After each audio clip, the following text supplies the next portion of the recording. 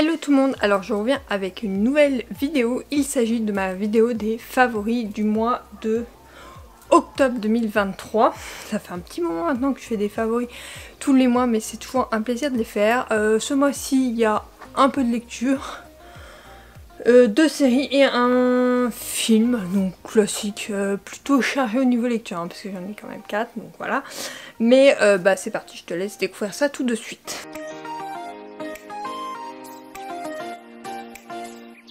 Ce mois-ci, je les ai fait dans l'ordre de mes lectures. Tu retrouveras toutes mes chroniques en barre d'infos pour celles qui sont sorties, mais je pense que toutes seront sorties à ce moment-là.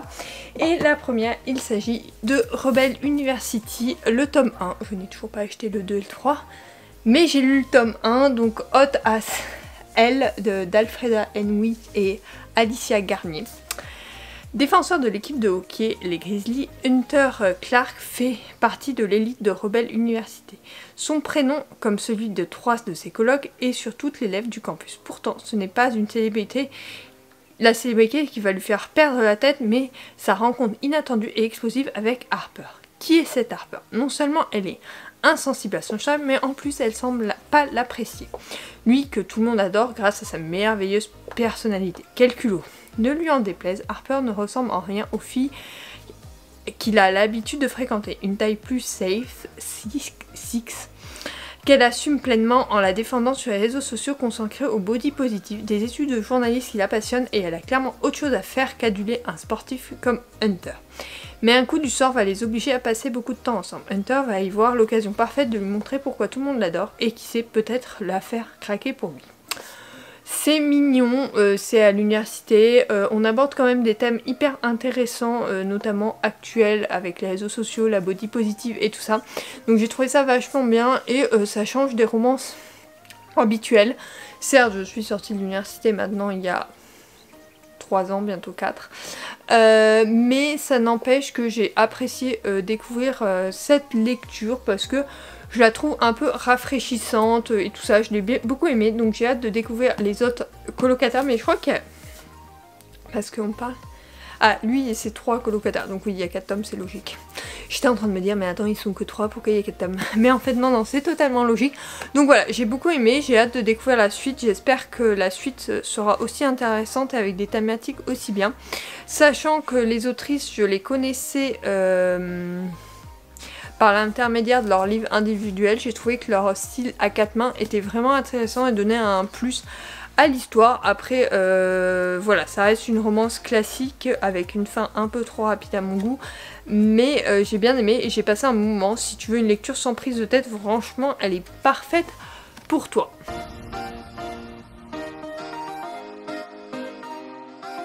Mon deuxième roman que je voulais te présenter, c'est À une lettre du bonheur de Vic Hélène et Penelope Ward. Mon histoire d'amour a commencé par une lettre. Seulement, elle ne venait pas de l'homme dont j'allais finir par tomber amoureuse. Elle avait été rédigée par son adorable petite fille, Birdie Maxwell, qui l'avait envoyée au magazine dans lequel je travaillais. Une fois par an, mon employeur réalisait certains des souhaits de ses lecteurs. Seulement, cette rubrique ne rouvrait pas avant plusieurs mois. Alors j'ai décidé de me recharger moi-même du vœu de la petite fille. C'était inoffensif, hein, c'est ce que je pensais avant d'aller trop loin. Un jour, pendant que j'exauçais un des vœux de Birdie, j'ai aperçu son père. Son père, terriblement séduisant et célibataire. J'aurais dû arrêter de jouer à la bonne fée après ça. J'aurais dû rester là, mais ça a été plus fort que moi. J'ai créé un lien avec cette petite. Un lien qui m'a fait agir de manière irrationnelle. Comme quand j'ai débarqué devant leur porte. Bon, tu l'auras compris, c'est une histoire avec un enfant qui est déjà là. D'habitude, j'ai un peu plus de mal avec ces histoires parce que peut-être l'âge ou quoi, ou je n'arrive pas à réaliser avec un enfant une romance de ce type-là. Mais là, ça l'a totalement fait. D'ailleurs, Birdie, c'est une gamine adorable. Après, la narratrice est vraiment géniale et le père de Birdie était topissime. Donc vraiment, ça fait une romance vraiment très originale. On ne suit pas le schéma très classique, même s'il y a un peu du schéma classique. Enfin, ils vont se mettre ensemble puis se séparer pour se remettre ensemble. Mais j'ai trouvé que l'univers qu'il y avait tout autour de ces personnages était très différent de ce qu'on avait l'habitude de voir. Et c'est ça que j'ai apprécié dans ma lecture. En dehors de ça, que dire de plus? C'est une bonne lecture, j'ai passé un bon moment, un moment plutôt sympathique. voilà, c'est une bonne lecture. Oui, c'est vrai que j'ai passé un très bon moment. Je me suis pas pris la tête plus que ça avec cette lecture, mais c'est une lecture qui se lit vite. Vicky Ellen et Penelope Ward, c'est comme le duo d'auteurs d'avant. Je te présente en fait 3 duos d'auteurs ce mois-ci. C'est comme le duo d'auteurs avant. Je trouve que leur plume à 4 mains est vraiment topissime. J'ai hâte de découvrir j'ai hâte de découvrir un autre roman de ces 2 auteurs-là parce que je sais qu'elles en ont écrit plusieurs ensemble, donc j'ai hâte qu'ils soient traduits en français. Et je pense lire aussi d'autres romans. Alors Vicky Ellen, j'ai plus tendance à les lire que Penelope Ward parce que j'ai eu quelques déceptions par Penelope Ward et du coup je ne garde que ceux dont les résumés me tentent énormément. Donc voilà, mais en dehors de ça, c'est 2 auteurs que je te recommande parce que pour les romances, elles sont juste génialissimes et je passe toujours un excellent moment en leur compagnie.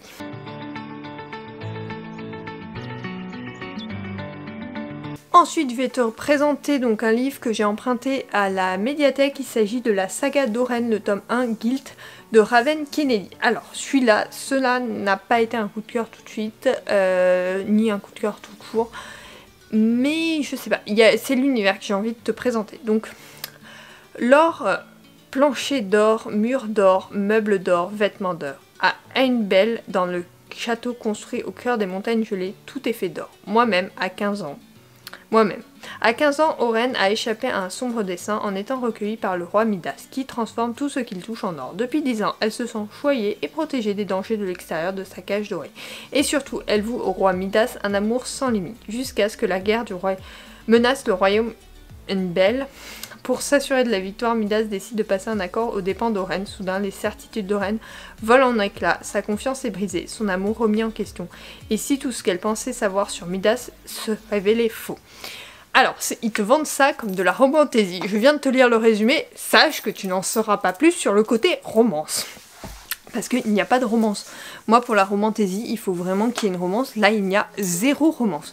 J'ai l'impression que ce tome 1 est vraiment une introduction. Alors certes, l'univers est vraiment topissime. J'ai adoré du début à la fin. J'ai passé un merveilleux moment dans cet univers. Pourtant, et ben je ressors de ce roman et je peux pas t'en dire beaucoup plus que ce que je te dis là en fait, parce que finalement j'ai aucune info supplémentaire, rien, je peux pas t'en dire plus, je ne connais rien d'autre que l'univers qui est topissime. Donc l'univers est vraiment génial, mais je ne vois pas où on veut nous emmener au niveau de la romance. Alors, je l'avais emprunté à la médiathèque de Montpellier, j'ai le tome 2 actuellement dans ma pile à lire, je l'ai récupéré la semaine dernière.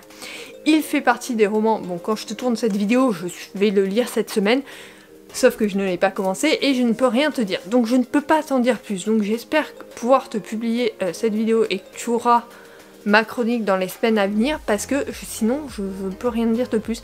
Mais voilà, l'univers est hyper intéressant, c'est pour ça que je voulais te le mettre là. Mais surtout, si tu as lu la suite, n'hésite pas à me mettre en commentaire ce que tu en as pensé et si la romance arrive, parce que c'est ça vraiment que je cherche dans la romantaisie. Quand je lis Hadès et Perséphone par exemple, c'est de la romantaisie pure et dure, et ce que je cherche c'est la romance. Si je n'ai pas la romance, la fantaisie tout seul, j'ai un peu de mal. Donc voilà, il m'a manqué quelque chose, donc j'espère que ça sera différent dans le prochain tome, en tout cas je l'espère. Après c'est à voir, hein, comme je dis, je ne peux pas deviner en avance ce qui va se passer dans le tome à venir. J'espère juste que voilà, il me plaira plus que celui-ci, parce que j'étais un peu... Enfin, je suis restée sur ma faim malheureusement. Donc voilà, je te mets quand même ma chronique du tome 1 en barre d'infos, et le tome 2 sera... Suis-moi sur les réseaux et tu auras mon avis en direct.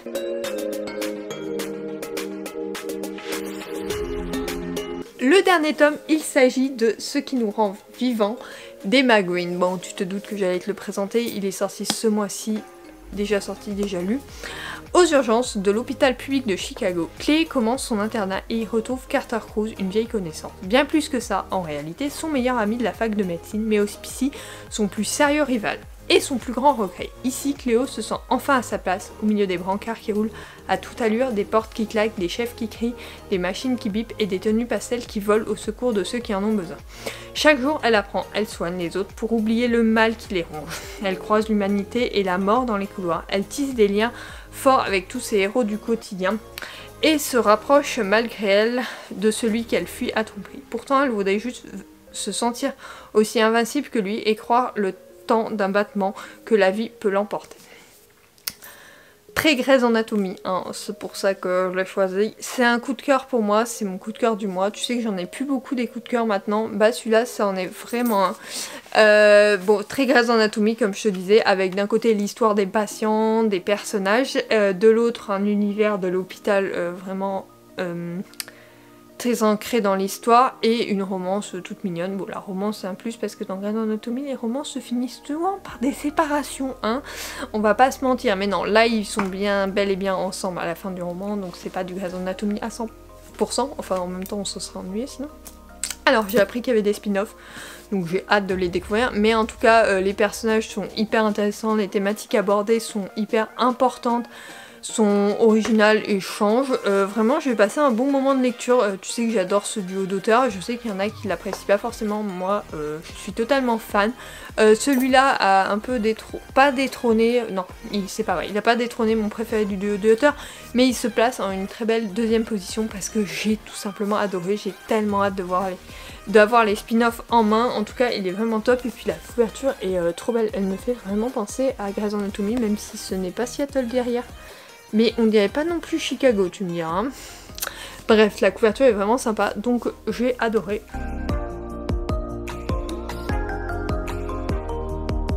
Ensuite, on passe en mode série. Donc, je vais te parler de la troisième partie de Lupin. Donc l'histoire reprend alors qu'Hassan affronte un nouvel ennemi à l'identité inconnue tout en gardant un œil sur sa famille. Il se rapproche des ravisseurs mais toujours aucune trace de la captive. Il est chargé d'une nouvelle mission de taille et se retrouve face à des choix impossibles. Alors, j'avais adoré la première partie, j'avais un peu moins accroché à la deuxième et j'ai tout simplement kiffé la troisième. Donc voilà, ce fut un super moment de lecture pour moi, j'ai vraiment adoré, j'ai trouvé tout ça très original. En tout cas ça change de ce que l'on peut voir habituellement. Pas vraiment ça change de ce qu'on peut voir habituellement, mais disons qu'il y a comment dire, le thriller est vraiment intéressant, ça me fait un peu penser au Musso. Je sais que je compare beaucoup au Musso, mais tu sais c'est le genre de thriller où au début de l'épisode tu vois un événement et à la fin de l'épisode tu le comprends, mais en fait tu t'imaginais même pas ce qui s'était passé, enfin que ça puisse se passer comme ça. Donc c'est ça qui m'a vraiment troublée et vraiment intéressée. En tout cas c'est ce qui m'a fait adorer cette nouvelle saison. Donc cette saison 3, j'espère qu'il y aura une quatrième partie au vu de la fin de la saison 3. En tout cas moi j'espère qu'on va pas rester sur notre fin parce que sinon ça sera un peu compliqué de juger toute la série parce que je resterai sur ma fin. Après j'ai beaucoup aimé, hein, comme je te dis du début à la fin, j'ai été prise dans l'univers passionnant des personnages et j'ai tout bonnement adoré et je pense que je retrouverai ces personnages dans une quatrième partie. Je vois pas bien comment Netflix pourrait nous laisser sur cette fin. En tout cas c'est une série que je te recommande vraiment si tu aimes les thrillers, si tu aimes les choses inattendues. Après si tu es fan aussi de Lupin, je pense que ça peut t'intéresser. Moi j'avais pas forcément lu les romans, mais il faudrait peut-être que je m'y mette parce que ça doit être très instructif.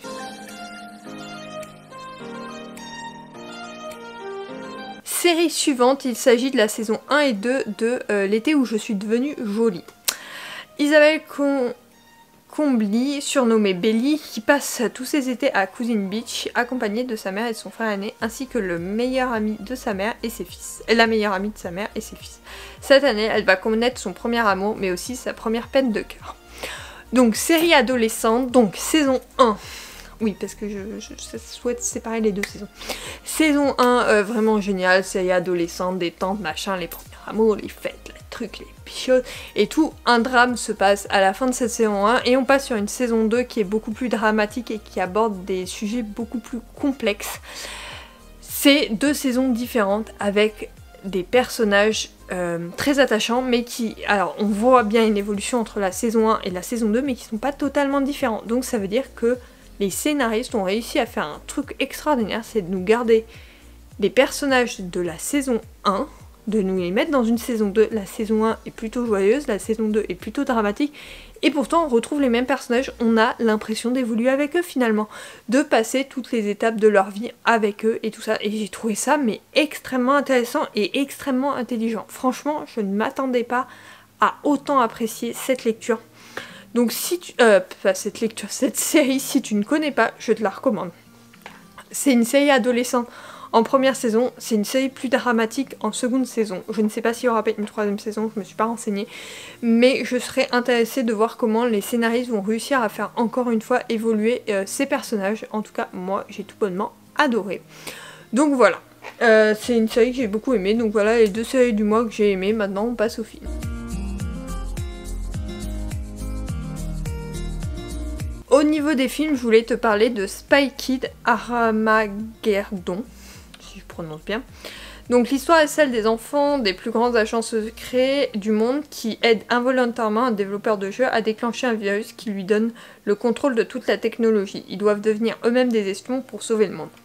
Donc Spy Kids, c'était des films que j'avais vus quand j'étais plus jeune. Ouais, je devais être petite, hein, je devais avoir 10-11 ans. Même pas, je crois 8-9 ans en fait, que mon oncle m'avait fait voir. Donc c'est des vieux films que j'avais beaucoup aimé, et celui-là en fait c'est un nouveau, donc ça reprend le même principe. En fait les parents sont espions, les enfants vont finalement le découvrir et devenir eux-mêmes espions pour aider leurs parents. Donc ça c'est le scénario de base que je viens de te décrire, hein, c'est à peu près pareil, sauf que là on a toute la modernité parce que c'était à l'ancienne, hein, il y avait des gadgets, enfin... Voilà, le développement d'internet fait qu'aujourd'hui tout est informatisé, tout est numérisé, donc on passe sur une autre dimension. On a la dimension jeux vidéo que les parents ne comprennent pas et tout ça. Il y a plein de thèmes qui sont abordés et on passe un bon moment. Les personnages sont très attachants et touchants. Le scénario est plutôt sympathique. C'est un film de famille en fait finalement, si tu veux le voir. Si t'as des enfants, c'est parfait. Des cousins, cousines... non, des cousins, cousines, normalement ont notre âge, donc non. Mais voilà, c'est des films qui sont sympathiques, neveux, nièces et tout ça, à voir comme ça. Bon, voilà. Et les autres, je te les recommande également. Celui-là est un peu différent. C'est vrai que j'étais triste et nostalgique de ne pas retrouver mes personnages des autres saisons, mais enfin des autres volets de la saga, mais bon, il faut bien évoluer et l'évolution est bien faite ici, donc voilà, fort sympathique comme petit film. Cette vidéo est maintenant terminée, j'aurais bien galéré à parler aujourd'hui, depuis ce matin je sais pas ce qui m'arrive, je confonds tous les mots donc c'est très compliqué, donc excuse-moi par avance si j'ai confondu série, lecture, film, parce que depuis ce matin je fais que confondre les mots, donc tout va bien, on va se reposer, demain c'est jour férié donc je tourne ça le 31 octobre. Pour te le publier le 10 novembre, bon bref, je prends de l'avance, hein, comme tu le sais, là j'ai commencé pour un vlogmas, mais si tu veux me retrouver pour savoir ma vie de tous les jours, n'hésite pas à voir mes wikivlogs que je publie généralement le mardi, et à partir de décembre les vlogmas pendant 3 semaines, je suis en train de faire le programme, donc t'inquiète pas, je vais te concocter des petites choses aux oignons.